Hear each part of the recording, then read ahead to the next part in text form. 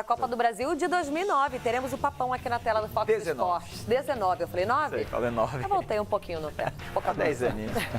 Bom, e a gente agora fala de um clássico que vai ter neste final de semana, sábado no Maracanã. Flamengo e Vasco se enfrentam pela 6ª rodada. Líder, o rubro-negro respira com um pouco de tranquilidade depois da classificação na Libertadores. O Ricardo Lai acompanhou o último treino e mostra pra gente. Disfarçar a alegria? Pra quê? Juan não calçou as chuteiras, mas foi ao campo exercer a função de assistente de treino do Berril. Velocidade para ter velocidade. Não para ter velocidade. Juan ainda faria os exames para saber se as dores no músculo posterior da coxa direita, que o fizeram ser substituído, impediriam o zagueiro de jogar no fim de semana. Sábado, o Flamengo volta ao Maracanã, mas dessa vez pelo Brasileirão. Defende a liderança justamente contra o Vasco da Gama. Destacar o bom momento, sim, mas rechaçar o favoritismo.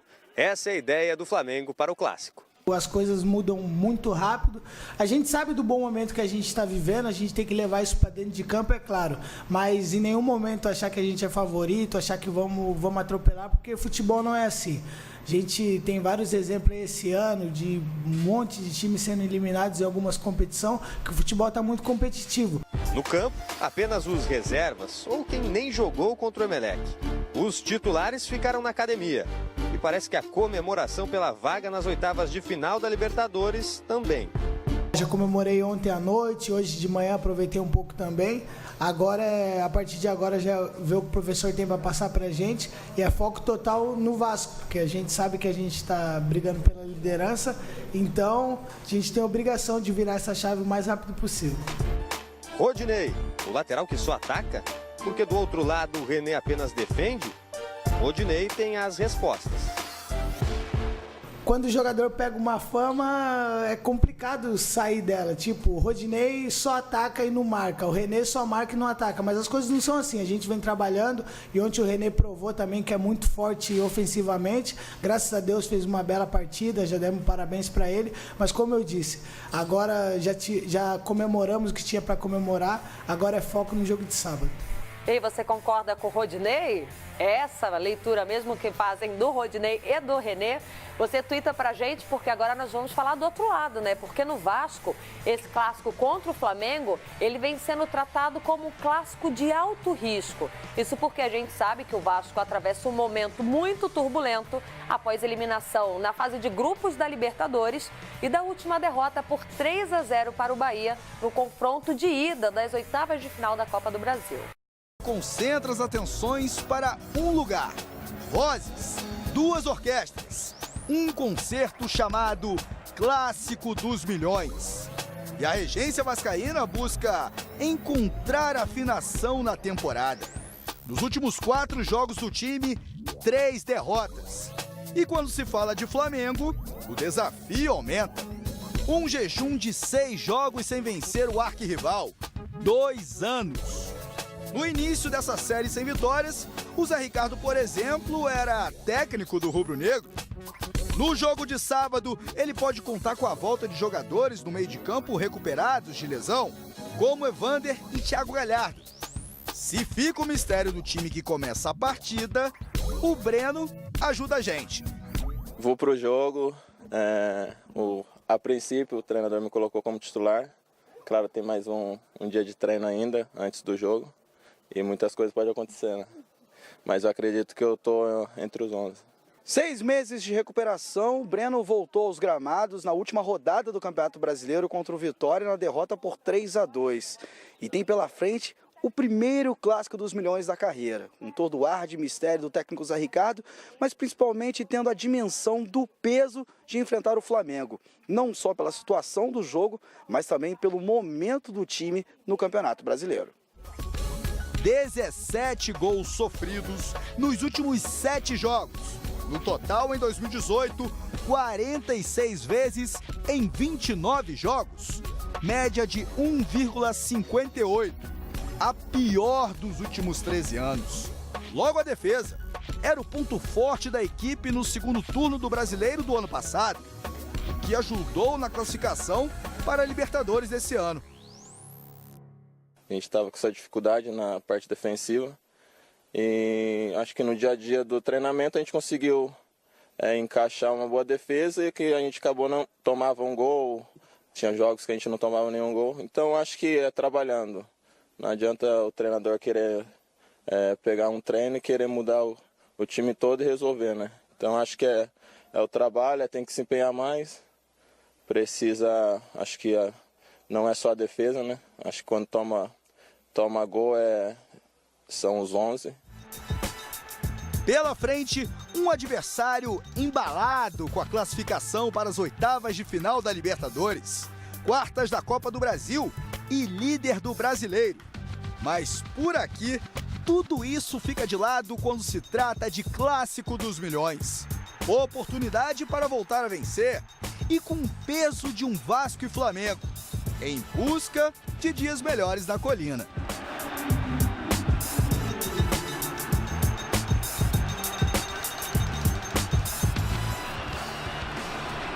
Olha, Flamengo e Vasco, sábado no Maracanã, 7 da noite, 24 mil ingressos já foram vendidos. Agora, companheiros, situações completamente opostas. O Flamengo, líder do Campeonato Brasileiro, classificado na Libertadores, classificado na Copa do Brasil.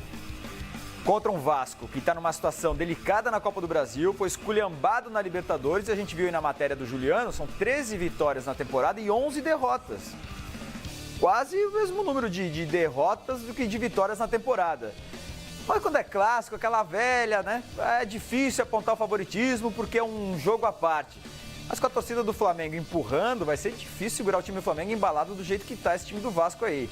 E aí eu pergunto, como fica a situação do Zé Ricardo? Porque todo esse momento político conturbado que o Vasco vem vivendo, goleada atrás de goleada na Libertadores, depois uma goleada na Copa do Brasil.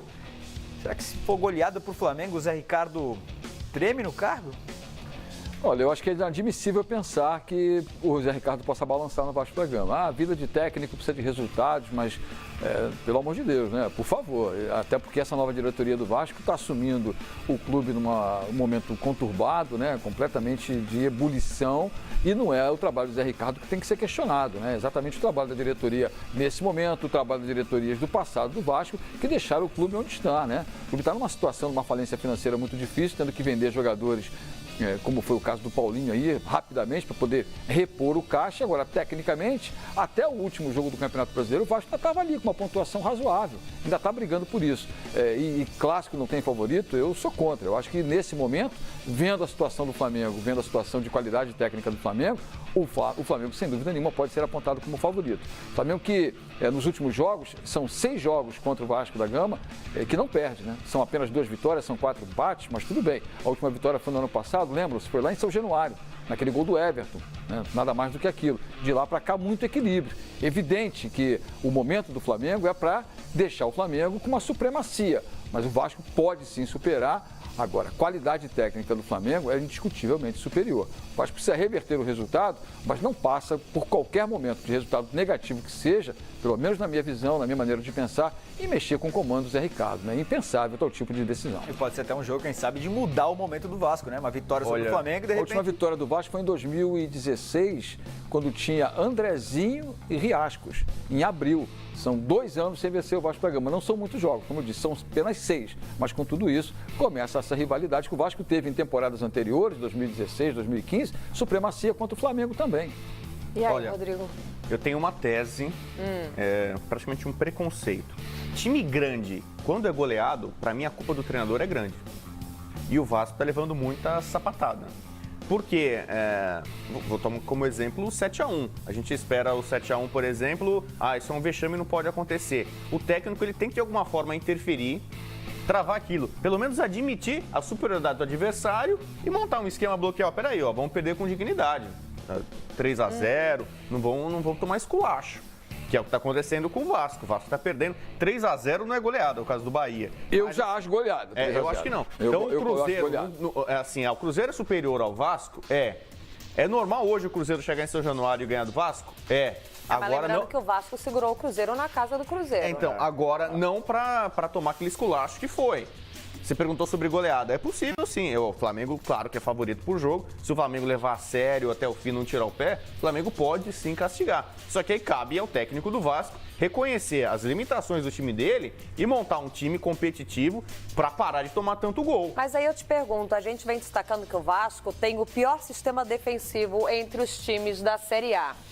O que o Zé Ricardo pode fazer ao olhar para o seu banco de reservas para tentar tampar essa peneira aí? Os profissionais mesmo, os titulares, melhor dizendo. Eu acho que ele fez algumas mudanças. O caso do Paulão, que vinha sendo muito criticado, o Breno volta a ser titular. Tá o Wellington, volante, muito criticado também, deve ser o Bruno Silva no meio da volância. Thiago Galhardo voltou a... Thiago Galhardo pode ser uma opção também para o técnico Zé Ricardo. Ainda assim, é muito complicado porque o time tecnicamente é limitado. Então, mas o mesmo Zé Ricardo, em outros momentos no Vasco, conseguiu com um time limitado bons resultados. Pelo menos não perdia. Você tinha um Paulinho, você tinha o Matheus Vital, né? Você tinha gente mais eficiente. O Evander estava jogando bola. O Evander pode voltar agora. Entendeu? Mas quando você tem um ataque que produz mais, você preocupa a defesa adversária e também resguarda um pouco mais o seu sistema defensivo. Se o Vasco não ataca ninguém, é só bola na defesa. Só bola na defesa. Evander fica de produção do meio pra frente. Exatamente isso. Muito bem no começo da temporada. Apostar no Riascos também é difícil, né, galera? Mas o Riascos costuma complicar a vida do Flamengo, hein, Paulo Lino? Mas ele complica mais com a bola no pé, né? Ele complica mais o Vasco. Ele complica com a bola no pé. Bom, é clássico, né? Clássico. Clássico é clássico e vice-versa. Bom, vamos dar uma olhada lá no nosso site, porque estão jogando uma pimentinha e um temperinho a mais nesse jogo. Vamos olhar o nosso site, o foxsports.com.br, porque apareceu um personagem ex-Vasco provocando o Flamengo em um post do Riascos. E ele disse o seguinte, já vou destacar esse personagem. Eles tremem. O perfil do atacante do Instagram, o Júlio dos Santos, ex-Vasco, fez um comentário que levou os Cruz Maltinos à loucura nas redes sociais. O paraguaio hoje, ele defende o Sportivo Luquenho, mas quando esteve no Vasco da Gama, foi bicampeão carioca, era titular quase que em todos os jogos quando defendia o Vasco, mas está lá, as redes sociais elas estão aí para isso, Rodrigo Bueno, cada um escreve o que ele colocou, quer. é uma cobra? Tentando identificar. É uma cobra? Ele foi venenoso? Você quer dizer que ele é venenoso? Mas ele foi titular muitas vezes, mas acho que mais por falta de opção, Rodrigo Bueno, porque ele não deixa muita saudade na torcida vascaína. Ele não fez nenhum gol quando teve no Vasco. Não deixa 2 anos no Vasco da Gama, não fez um golzinho, Júlio dos Santos. Foi artilheiro da Libertadores jogando pelo Cerro, por isso o Vasco trouxe ele.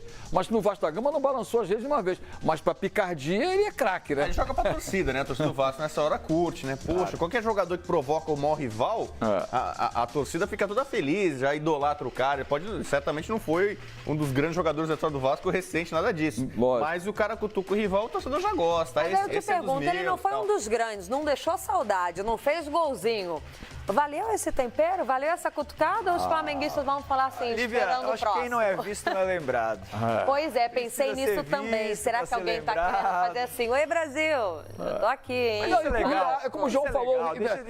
Deixa a torcida mais na expectativa pro clássico, motiva a torcida do Vasco pra essa partida que é contra o Flamengo. Eles tremem sim. Então eu gosto disso. Sai do mimimi, daquele politicamente Mas esse correto. personagem, valeu? Então, eu acho que vale pelo seguinte, até porque que ele vai na rede e fala do Riascos, porque na última vitória do Vasco lá na Arena Amazônia, por 2-1, naquela oportunidade, gols do Andrezinho e do Riascos. Então, traz para o torcedor do Vasco a boa lembrança do último resultado. Como o João falou, o Riascos tem alguma coisa que contra o Flamengo ele consegue chegar nas redes, mas está defendendo, né? Ele usou o verbo errado, né? Porque deveria ser eles tremiam. É verdade. Há 2 anos o Flamengo estava com trauma, né? O Flamengo é um time muito superior ao Vasco e jogava com o Vasco perdia. Não conseguia ganhar dinheiro nenhum do Vasco. Mais de 10 jogos, eu acho, sem ganhar do Vasco. Agora a coisa inverteu, né? Nos últimos 6 jogos, como eu falei, são 4 empates e 2 vitórias do Flamengo. Paulo Lima, 10h53. O relógio marca, como diria o Valdir relógio Amaral. marca. No relógio do Bom Dia Fox, 10h53 nesse exato momento. Antes da sua despedida, Paulo Lima, já agradecendo a sua participação, ping-pong rapidinho. Vamos lá. Quem é que leva Flamengo e Vasco? Flamengo. São Paulo e Santos. Santos. Atlético e Cruzeiro. Ixi. Vou de Galo. Vai de Galo? Vou de Galo. Boa, tá aí o Paulo Lima participando mais uma vez aqui no Bom Dia Fox. Valeu, galera. Bom dia para Até todos. segunda-feira, Até segunda, Paulo. mais tarde no Boa Tarde Fox. Bom dia já está acabando para mim aqui no Boa Tarde Fox, lá com o Nivaldo Pietro, e toda a galera, Gustavo Ribeirão, enfim. Até mais tarde, 3h30. Um abraço. Estaremos de olho no Paulo Lima, no Boa Tarde Fox e a programação do Fox Sports que não para, não. Bom, você está tweetando, está participando pra gente, portanto, chegou o seu momento de ganhar mais destaque aqui na tela do Bom Dia Fox. Vamos girar nas redes sociais.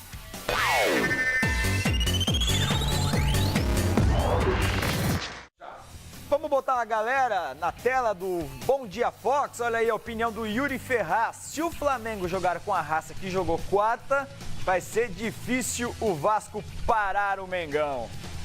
Tem mais um Twitter pra gente? Tem mais um. O Leonardo diz o seguinte: esse vai ser o jogo da demissão do Zé Ricardo. Leonardo, meu amigo, seu Twitter tá salvo. Se acontecer algo com o Zé Ricardo, vamos conversar. José Wilker, vamos focar no Brasileirão agora, Mengão. Cabeça fria e tranquila para fazer um belo jogo. Alô, torcida, um jogo de paz. Hashtag Dali Mengão, boa. Belo recado, aí, um jogo José. de paz. O César Viana diz o seguinte: o Vasco ganhou o clássico. Valeu, César. Segue tweetando pra gente. Mais objetivo impossível, né? Tem mais uma participação. Vem o Leonardo. Amanhã vai dar Palmeiras e Vasco. Os dois vão ganhar.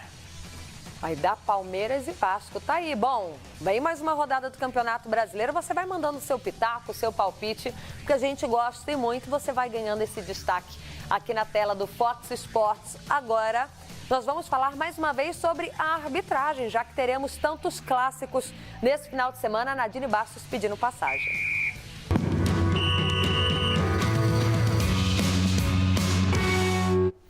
Nadine Bastos agora comigo aqui pra gente analisar a arbitragem. Teremos clássico, Flamengo e Vasco. A gente segue falando do duelo aqui no Rio de Janeiro. Quem apita, Nadine? Flamengo e Vasco é Ricardo Marques Ribeiro, o árbitro da FIFA de Minas Gerais. Ele que já apitou esse mesmo clássico em 2017, pela rodada do Campeonato Brasileiro, onde o resultado foi de 0-0, sem polêmicas, apenas 2 cartões amarelos. Aqui, ele tem 38 anos, é advogado, está no quadro da FIFA desde 2009 e esse é o seu terceiro jogo pelo Brasileiro desse ano. Tá em boas mãos, Nadine? Boas mãos, gosto muito da arbitragem de Ricardo Marques. Qual é a postura dele num clássico? Ele é um árbitro mais rigoroso na questão disciplinar. Ele não conversa muito com os jogadores, apenas marca, sai. Não é aquele árbitro que fica justificando as suas marcações. Isso eu gosto muito. Não teremos rodinha?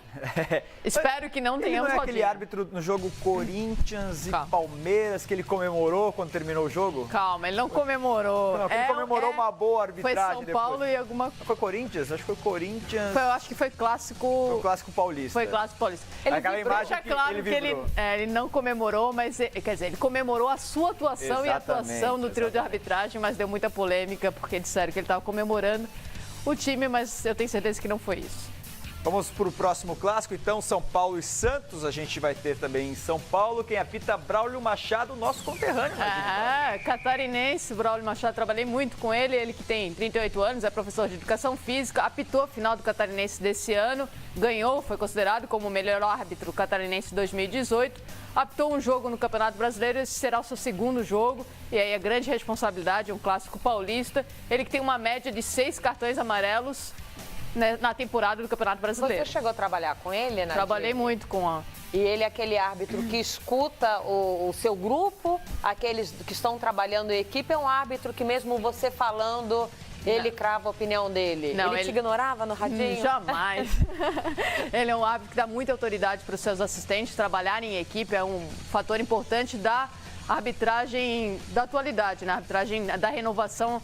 Tem que trabalhar em equipe, o árbitro, o Braulio Machado, tem esse perfil, mas ele gosta também de deixar o jogo correr. Não é árbitro que apita qualquer faltinha, ele tem a característica de deixar a bola correr um pouco mais. Eu gosto disso também, acho que o torcedor também gosta, né? Bastante jovem, desde que... 38 anos apenas, Braulio Machado de Santa Catarina. E Minas Gerais, Galo e Cruzeiro na arbitragem de Rafael Claus, que eu já sei que para você é o melhor árbitro do Brasil. É verdade. Ele captou o clássico segunda-feira, Botafogo